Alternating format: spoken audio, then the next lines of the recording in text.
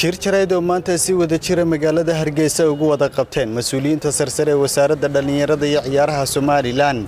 ayaa waxay si rasmi ah ugu shaaciyeen waqtiga kama dambaysta la qaban doono tartanka koobka kubadda cagta ee gobolada.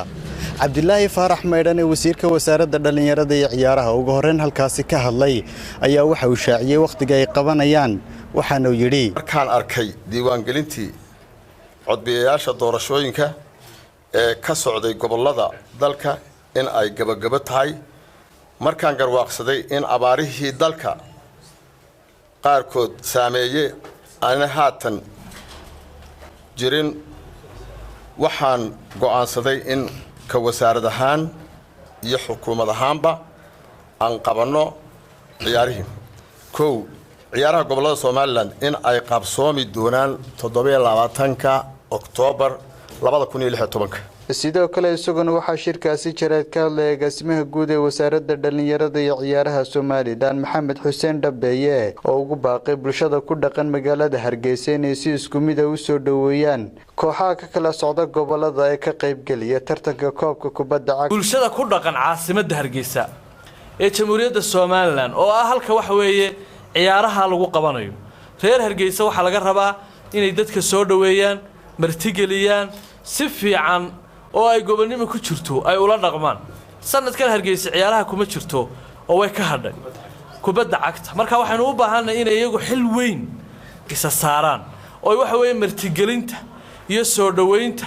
oo waliba ay xoog saaraan si ay u soo dhaweyn lahayn gobolada darafyada ka imanaya ee meelaha fogfog ka imanaya waayo ciyaaraha waxa ku jira gobolada Soomaaliland kuwa ugu shisheeya ee dhinaca galbeedka iyo kuwa barigaba wasiirka xigeenka wasaaradda dhalinyarada iyo ciyaaraha Soomaaliland Cabdirashiid Ismaaciil Faarax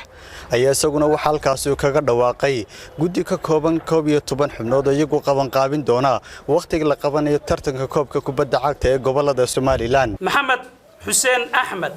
agaasimaha guud ee wasaaradda dhalinyarada ciyaaraha iyo dalxiiska gudoomiye 2 Maxamed Nuux Jibriil agaasimaha waaxda ciyaaraha gudoomiye ku xigeen 3 Cabdirashiid Caydiid Yaasiin agaasimaha waaxda qorsheynta xoghaye Umar Ali Abdi agaasimaha waaxda dhalinyarada xubin Cabdikariim Faarax Xasan agaasimaha waaxda maamulka xubin Ibrahim Maxamed Diiriye agaasimaha waaxda dalxiiska xubin 7 Maxamuud Xasan Cabdilaahi gudoomiyaha xiriirka kubadda kolayga xubin 8 Maxamed Cabdi Cilmi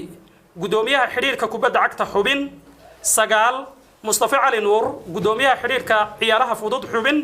10 Cabdilcasiis Maxamed Jaamac gudoomiyaha ku xigeenka xiriirka kubadda cagta xubin 11 Rashiid Ismaan Maxamed la taliyaha wasiirka xubin waxa la 11 ka xubnood wasiirku wuxuu u magacaabay qabanqaabada ciyaaraha gobolada Rahmaan Abdullaahi Fantastic Star TV Hargeysa.